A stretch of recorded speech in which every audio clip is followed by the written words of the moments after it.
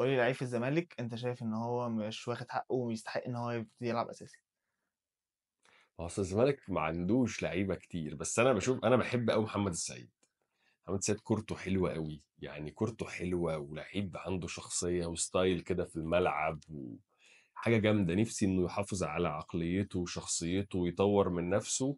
لعيب عارف انت يمزجك كورة كده، لعيب كورته حلوة احب اتفرج عليه. يعني احب الكورة تجيله وبحب استلامته للكورة وستايله وصدره المفروض على الكورة كده، بيبقى عنده ستايل وباكج كده. مع التطوير ممكن يعني ان شاء الله يروح في حتة تانية خالص يعني. تمام. قُل لي لعيب في الأهلي شايف إن هو مش واخد حقه ويستاهل إن هو يبتدي يلعب أساسي.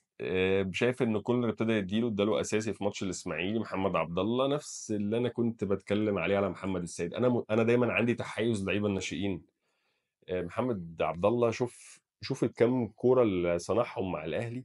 عنده شخصيه وعنده قرار وبيروح للمدافع واحد ضد واحد، ما بيخافش ما بيقلقش. في لعيبه كتير بتلعب في الدوري بقى لها 10 سنين ما بتعملش الكلام ده.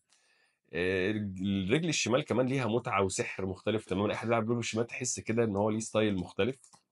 بيلعب بيمينه، دي نقطة مهمة جدا مش كل الشغل بيعملوها. وكمان في سنه ده لا لعيب كورته حلوة، ولو فضل يلعب كأساسي هيبقى جناح أكنك رحت اشتريت لعيب صفقة جديدة.